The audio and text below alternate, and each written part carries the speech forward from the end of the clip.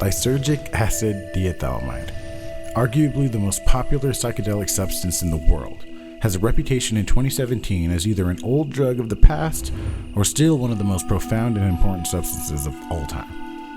In the 1960s, there was an enormous drug culture in America, and LSD was right in the forefront. Since then, because of strict laws and negative connotations, its popularity has diminished to less than only 0.2% of the population over 12 years old. There is still a strong culture behind LSD, even today, and in recent years it does seem to be making a comeback in some circles. In my life, I've noticed a lot of misinformation being spread about LSD, not only in the sense of what it is and where it came from, but how rare and hard to actually get pure LSD is in today's world. So with that, I hope to really dive deep and spread truthful information about a substance that I personally have found profound, life-changing experiences with, both positive and negative. So without further ado, smoke something, drink something. Please give this video a thumbs up if you enjoy it, and let's get into the history and truth of LSD.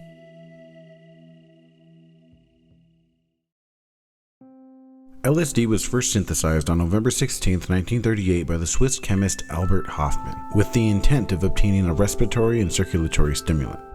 Hofmann first synthesized LSD in the Sandoz laboratories in Switzerland.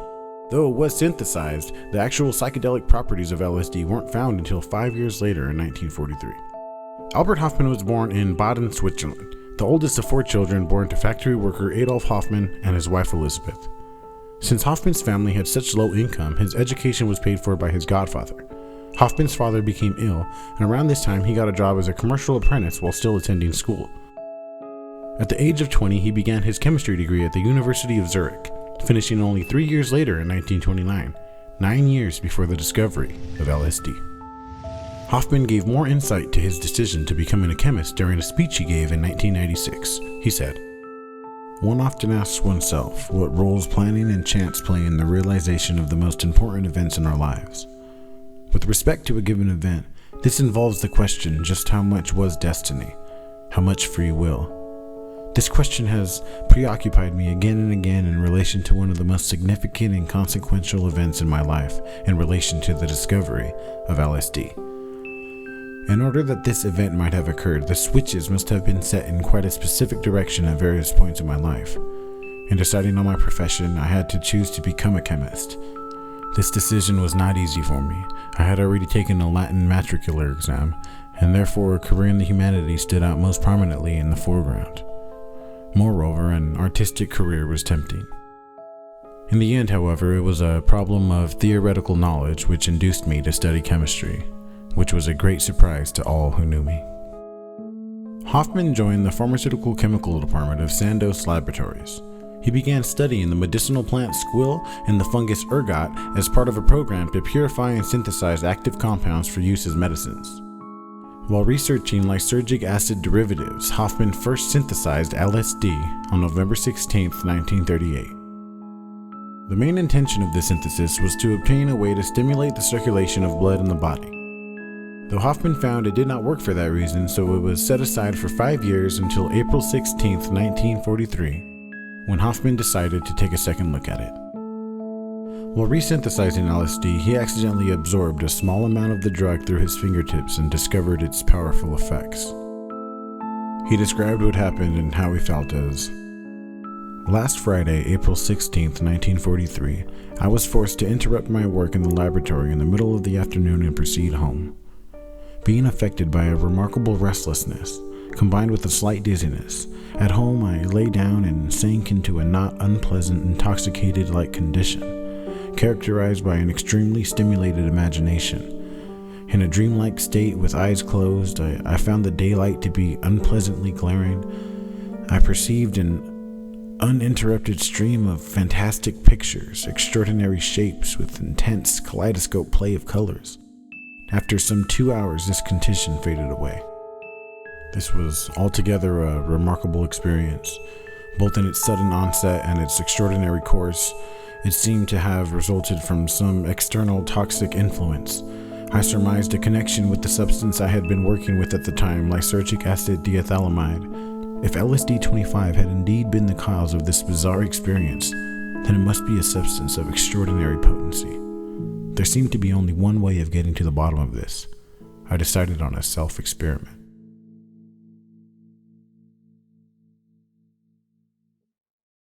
Only 3 days after Hoffman accidentally absorbed that small amount of LSD, he decided to perform one of the most famous self-experiments of all time. He ingested what he thought was a small threshold dose of 250 micrograms. For perspective, a low or threshold dose is actually around 20. And rather than me tell the story and show cool pictures and videos, I'll let the man himself tell you the story.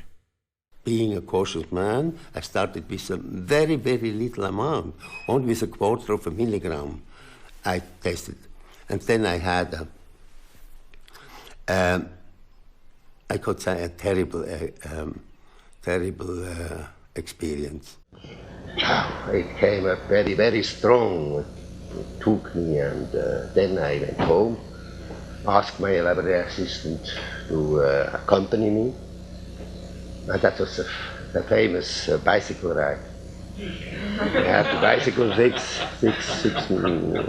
about 6 kilometers, 4 miles home. And finally at home, I asked for the doctor.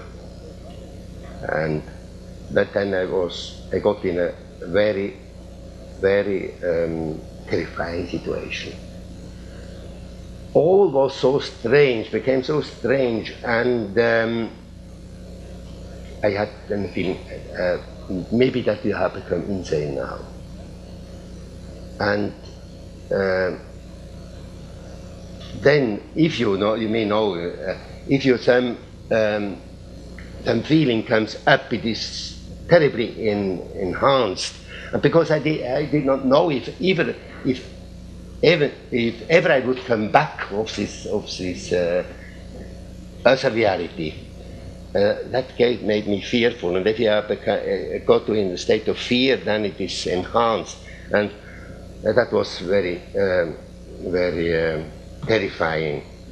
And really, at the climax of the experience, about 3-4 hours after I had ingested it, I had the feeling to be out of my body and have left my body, and I thought, oh, now you may have died, and you are now in another world. And I had left my family, I could also think about in this very strange other reality. I could think, and you have made a big discovery, and now you are just cannot even enjoy it and even use it, and you cannot ever tell to anybody, and left my family with 3 children, and so it was really a terrible situation. But then finally I had the feeling that I would come back, and then a beautiful, a joyful, a blissful experience came up, and it was like a rebirth, after death, a rebirth. And then I enjoyed this, all this stimulated fantasy, this play of colors, and this stimulated feeling of life coming again, and I was really happy, and happiness which I could not experience before. And finally I felt sleep, and the next morning I was really a kind of changed human being. I had the feeling that I had been died and reborn, and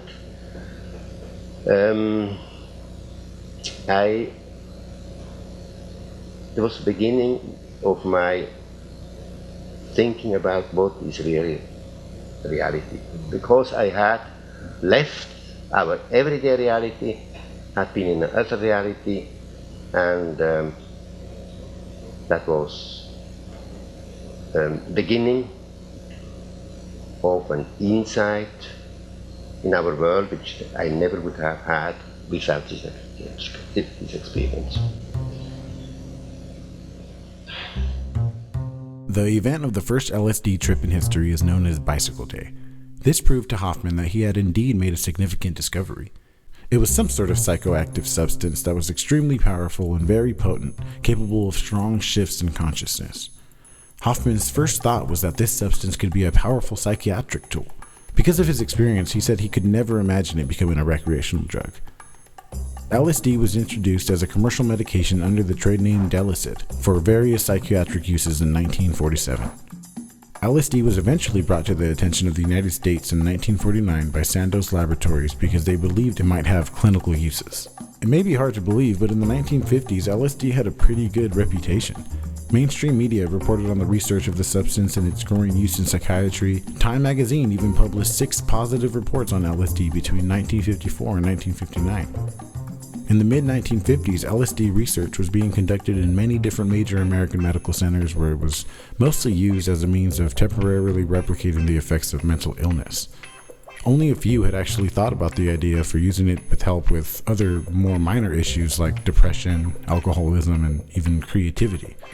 In one study in the late 1950s, Dr. Humphrey Osmond gave LSD to alcoholics in AA who had failed to quit drinking. After 1 year, around 50% of the study group had not had a drink, a success rate that has never been duplicated by any other means. There are also many conspiracy theories and actually some facts about the CIA and how they were using LSD as a mind control substance and more. This supposedly was going on even before the 1950s. And that's neither here nor there. We could do an entire video on just that, so let's just move on. Yes, the 1950s were truly the best days for the research and therapeutic uses of LSD. But that sure didn't last long. During the 15 years between 1950 and 1965, there were over 1,000 scientific papers, several dozen books, and 6 international conferences on LSD and other hallucinogens. Overall, LSD was prescribed to over 40,000 patients in this time as well, with mostly positive results. Many psychiatrists began taking it and sharing it with friends. Of course, there were many different doctors and chemists who played a large role in the rise of the substance, but the most prestigious and known is Timothy Leary. Dr. Timothy Leary was a professor of psychology at Harvard University. Leary claimed, among other things, that in the right setting and with the right dosage, LSD can have profound positive effects.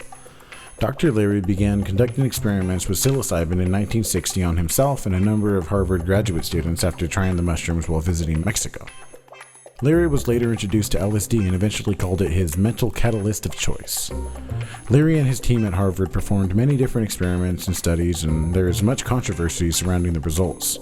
From supposedly altering numbers to accusations of ignoring bad trips and possibly hiding an attempted suicide after a mescaline study. None of these are proven, but were the main causes of Leary's eventually bad reputation. By 1962, the Harvard faculty's disapproval with Leary's experiments reached its breaking point.